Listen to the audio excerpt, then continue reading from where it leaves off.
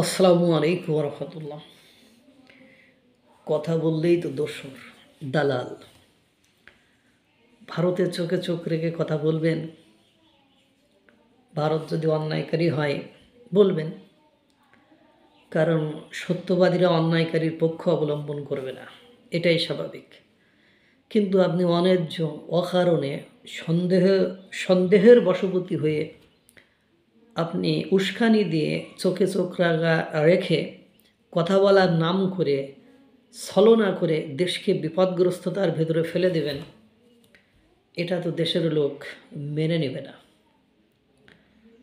আমরা মেনে নিলাম যে সঙ্গত কারণেই যদি মেনে নিই বা ধরে নিই যে আওয়ামী লীগ সব কিছু অন্যায্যভাবে ভারতের সাথে করে ফেলেছে, ঠিক আছে, ধরে নিলাম।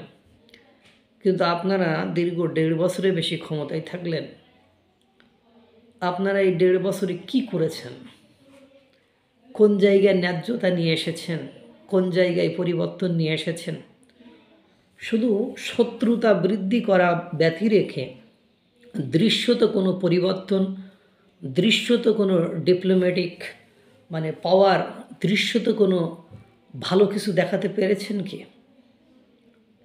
একের পর এক ভারতের পদক্ষেপ গ্রহণের ফলে সাধারণ জনগণের জীবনে দুর্বিষহ কষ্টের যে হাওয়া বইতেছে, এটার ক্ষেত্রে আপনি কি কি লাঘব করেছেন বা আপনারা কি কি লাঘব করতেছেন? একসময় যারা স্যান্ডেল ফাই দিয়ে ঘুরতেন, ফুটপাতের পাঞ্জাবি, নিউ মার্কেটের ফুটপাতের পাঞ্জাবি পরে ঘুরতেন, একসময় যারা ডায়লগ দিতেন এলাকার সবচেয়ে যে ছোট বাড়িটা, ভাঙা বাড়িটা, সে বাড়িটা আমাদের, আমার আব্বা 10,000 টাকা বেতনের চাকরিজীবী, তিনি রিটায়ার্ড হয়ে গিয়েছেন।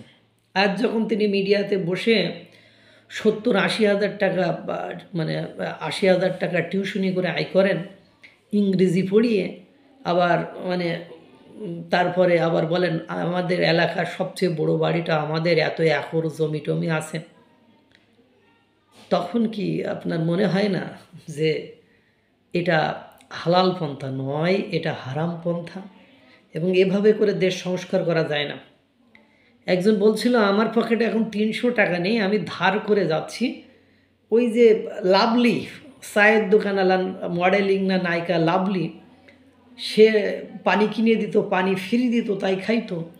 তারা যখন 150 গাড়ি শোডাউন করে এবং বলে আমার আমার দাদা বা যেটা রেখে গিয়েছে সেটা দিয়ে আমি 1-2টা নির্বাচন করে ফেলতে পারবো, অথচ ইতিহাস তো সেটা বলে না।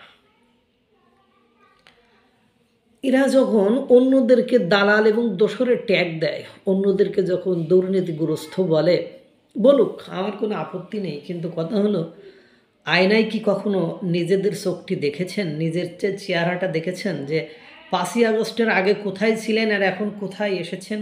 5ই আগস্টের চেহারা, তাদের চলাফেরা, কথাবার্তা, সব কিছুতে কীভাবে পরিবর্তন এসেছে? আপনি ভারতের চোখ রেখে কথা বলবেন, ডাজন্ট ম্যাটার, এটা বলবেন, এটা স্বাভাবিক জিনিস। তাই বলে তো ভারত তো আপনাকে বলছে না যে আপনার দেশের স্বাধীনতা সার্বভৌমত্ব খর্ব করে দিবে।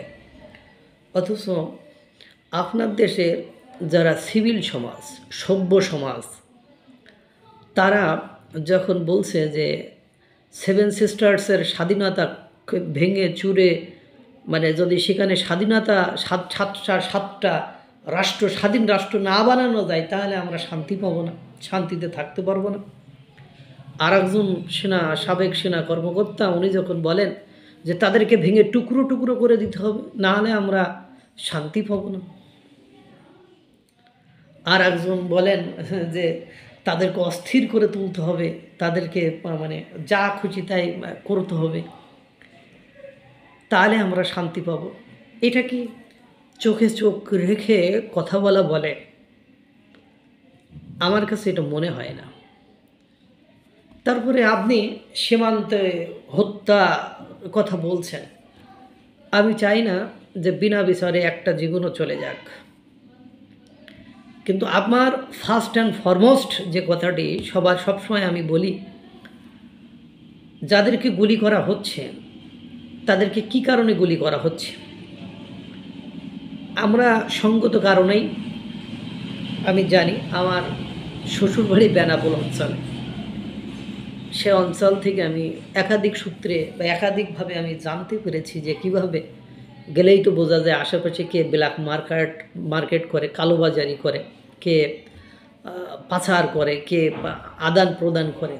এগুলো যারা সীমান্তবর্তী এলাকার লোক তারা সঙ্গত কারণে এটা জানতে পারে। আর যাই হোক, এখন কথা হলো যাদেরকে গুলি করেছে তারা দেখা যায় স্মাগলার, তারা চোরাই কারবারি করে, তারা হয় ড্রাগ ঢোকায় নালে ড্রাগ নিয়ে আসে। এখন একটা চোরের পেছনে যে দীর্ঘ সময় ধরে ছোটার কোনো প্রয়োজনীয়তা তারা উপলব্ধি করে বলে আমার মনে হয় না। এই জন্য তারা কী করে হোল্ড করে।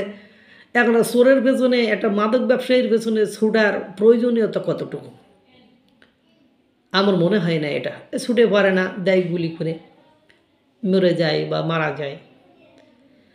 এবার আপনি চোখে চোখ রেখে কথা বলবেন, তাহলে বলেন যে আপনারা সীমান্ত হত্যা বন্ধ করার কথা আমাদের কেন বলতে হবে?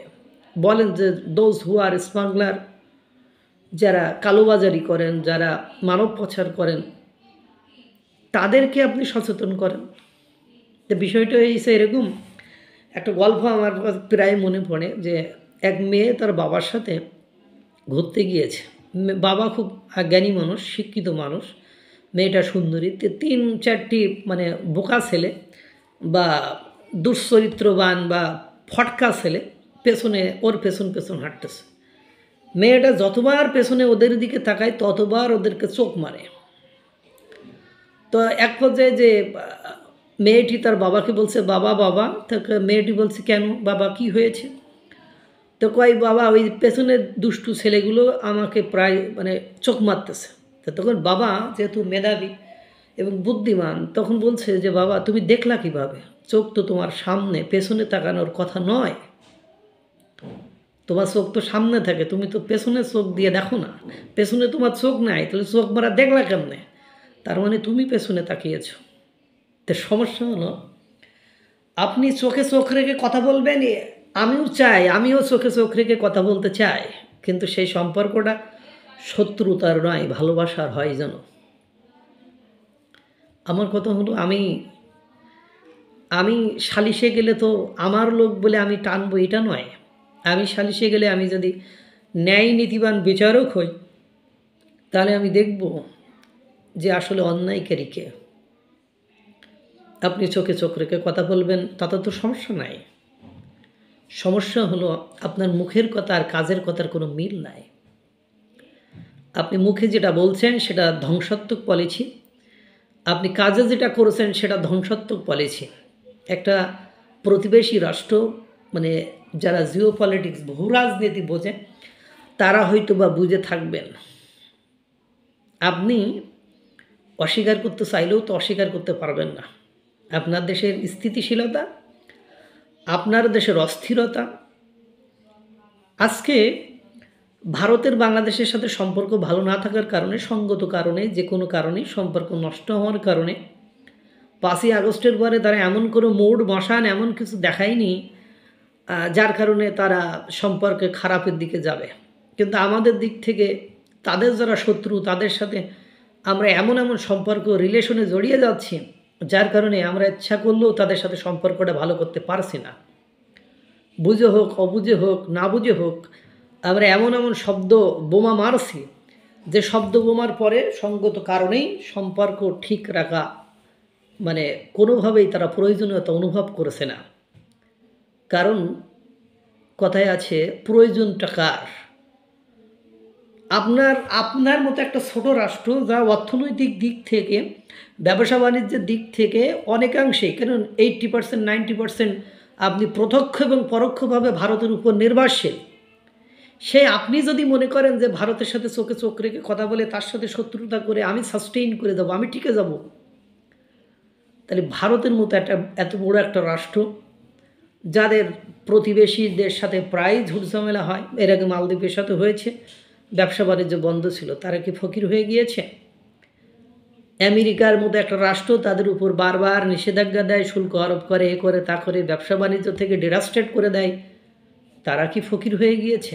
বা তাদের জিডিপি কি আমাদের জিডিপির মতো কমতেছে না বাড়তেছে? বিলিভ ইট অর নট, বিশ্বাস করুন আর নাই করুন, চোখে চোখ রেখে কথা বলার মতো যোগ্যতা অর্জন করে চোখে চোখ রেখে কথা বলুন, আমি থাকবো আপনার সাথে। কিন্তু আপনারা যে পলিসি, যে স্টাইলে, যে ক্যাটাগরিতে চোখে চোখ রেখে কথা বলতে চাচ্ছেন, সঙ্গত কারণেই আমার কাছে এটা ন্যায্য ন্যায়সঙ্গত মনে হচ্ছে না। এই জন্য আমি আমার পক্ষ থেকে যে অভিমত সেটা আমি আপনাদেরকে জানালাম। আশা করি বুঝবেন, বুঝলে ভালো, না বুঝলে আরও ভালো। যখন বড়ানি খাবেন আমাদেরকেও নিয়ে খাবেন। আজ ভারত থেকে পেঁয়াজ আমদানি না করার কারণে 40 টাকার পেঁয়াজ 120 টাকায় কিনে খাচ্ছি, মানে সবাই তো ভালো লাগছে, কিচ্ছু বলার নেই। আজকে ভালো সম্পর্ক না থাকার কারণে 150 টাকার আনার 450 টাকা দিয়ে কিনে খাচ্ছি। অধিকাংশ লোকজন তারা বিলাসী দ্রব্য, বিলাসী খাদ্যপণ্য হিসাবে সেগুলো আর কিনতে পারছেন না। আমরা প্রতিনিয়ত এগুলো থেকে বঞ্চিত হচ্ছি। ফল তো এটুকুই। দেখেন, চোখে চোখ রেখে কথা বলার আগে চোখে চোখ রাখার যোগ্যতাটা অর্জন করুন। এটি সিনেমার কোনো ডায়লগ নয় যে রাজার ছেলে ফকিরের মেয়ের হাত ধরে চলে যাবে। তা কে রাজা আর কে ফকির এটা আগে উপলব্ধি করেন, দেন পদক্ষেপ গ্রহণ করুন।